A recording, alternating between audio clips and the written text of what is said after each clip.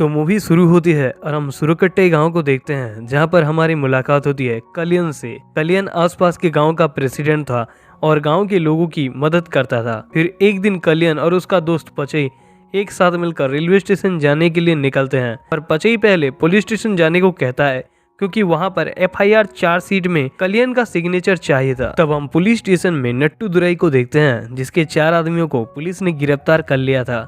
अब नट्टू दुरई चाहता था कि उन 4 आदमियों के बदले दूसरे 4 आदमी अंदर जाएंगे, पर पुलिस इस बात से इनकार कर देती है, क्योंकि FIR पहले से ही दर्ज हो चुका था। तब नट्टू दुरई FIR लेजेंड को उठा लेता है और पुलिस को धमकाने की कोशिश करता है। तभी पुलिस स्टेशन के भीतर कलियन और पचई पहुंचते हैं। कलियन नट्टू दुरई को FIR लेजेंड मांगता है, क्योंकि उसे एक साइन जो करना था। तब नट्टू दुरई बोलता है कि तुम्हें पता भी नहीं है कि मैं कौन हूँ, अच्छा होगा तुम इस मामले से दूर रहो। पर कलियन को रेलवे स्टेशन भी जाना था, तब वो बार बार नट्टू दुरई को FIR लेजेंड मांगकर उसे परेशान कर देता है। तब नट्टू दुरई गुस्से में आ जाता है और FIR लेजेंड को दूसरी एक बुक शेल्फ में फेंक देता है, जिसकी वजह से वहां पर रखे सारे किताब बिखर जाते हैं। तब कलियन नट्टू दुरई के आदमियों को मारने लगता है और मार खाते हुए लोग FIR लेजेंड को ढूंढ के निकालते हैं। फिर कलियन उस FIR लेजेंड में साइन करता है और जाने से पहले नट्टू दुरई से कहता है कि हमारी पहचान हमारे नाम से नहीं होता, हमारे कर्म और हमारा दूसरों का प्रति व्यवहार ही लोगों में हमारी पहचान बढ़ाती है। अब कलियन रेलवे स्टेशन पहुंचता है। वहां पर कलियन के आदमी लोग पहले से ही मौजूद थे। तब एक ट्रेन आकर स्टेशन में रुकती है। तब कलियन के आदमी लोग ट्रेन में बैठे पैसेंजर्स को चाय, पानी, शरबत, मिठाई बांटते हैं। तब एक बच्चा पचई को इस बारे में पूछता है। पचई कहता है कि इस ट्रेन में आज कलियन की बहन मीनाक्षी आ रही है, इसीलिए उसकी स्वागत के लिए लोगों में मिठाई बांटी जा रही है।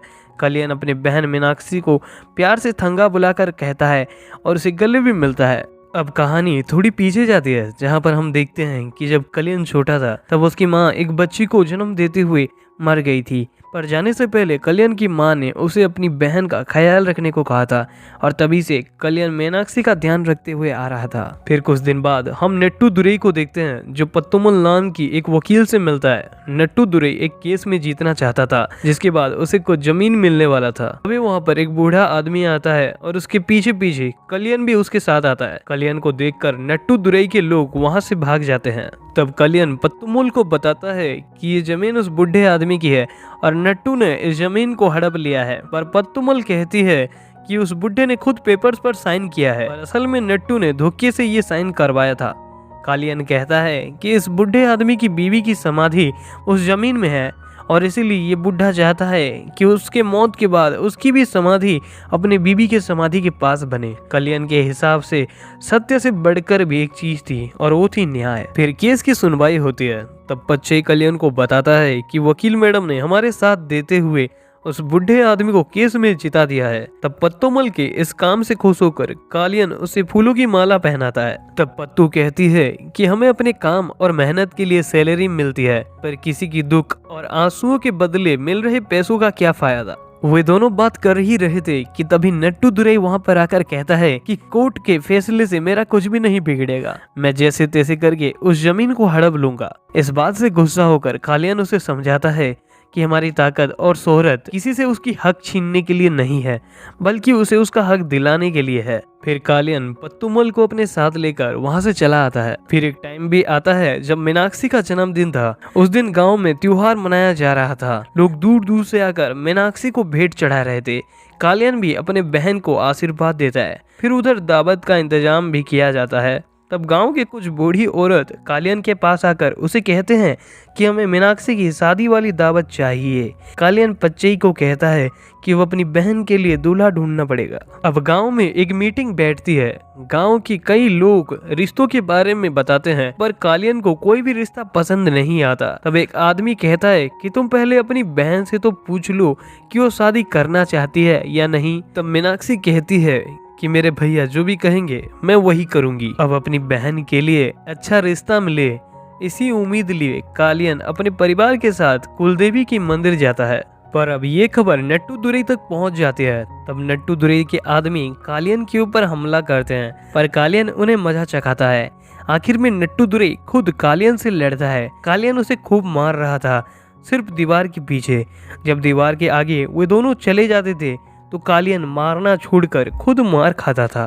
तब नट्टू दुरई लड़ाई रोकता है और उसे पूछता है कि तुम मुझे दीवार के पीछे लेकर क्यों मार रहे हो, दीवार के सामने क्यों नहीं। तब कालियन नट्टू को दीवार के उस तरफ देखने को कहता है। नट्टू दीवार के दूसरी तरफ अपने परिवार को देखता है। तब कालियन कहता है कि तुम चाहे कितने भी बुरे हो सकते हो, पर अपने परिवार के लिए तुम एक सुपर हीरो हो और मैं तुम्हें तुम्हारे परिवार के सामने मारकर उनकी खुशी लूटना नहीं चाहता। फिर कालियन देखता है कि नट्टू दुरई भगवान को चांदी चढ़ा रहा था। कालियन उसे एडवाइस देता है कि भगवान को चांदी चढ़ाकर तुम खुश रह सकते हो, पर अगर तुम इसे गरीबों में बांटोगे तो ऊपर बैठा भगवान तुम्हें आशीर्वाद देगा। फिर कालियन भगवान के रथ के पास जाता है और अपने पीठ में धावन लगाता है ताकि वो उस रथ को खींच सके।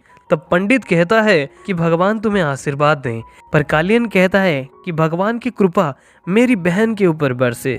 फिर कालियन अपने पीठ में धावन लगाकर रथ को खींचने लगता है। फिर अगले दिन नट्टू दुरई अपने परिवार के साथ कालियन के यहाँ पहुँचता है। तब कालियन भी खुशी खुशी नट्टू के परिवार को स्वागत करता है।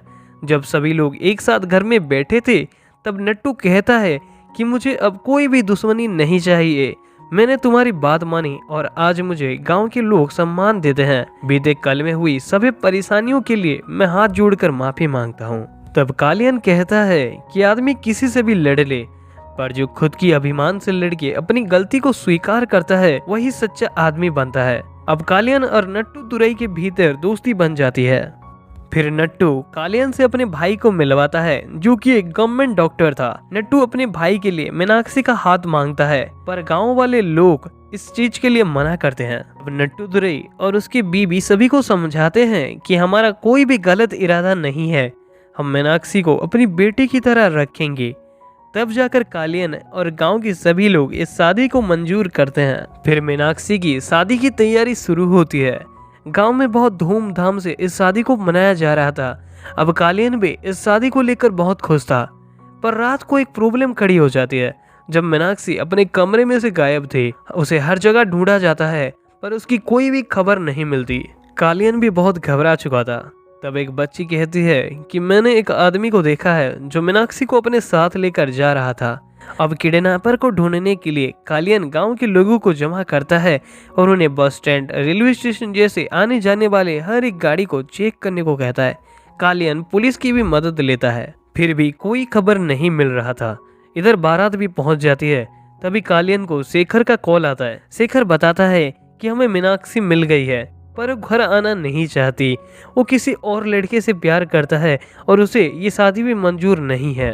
अब सभी लोग उस लड़के को मारना चाहते थे, पर मीनाक्षी की खुशी के लिए कालियन उन्हें जाने देता है।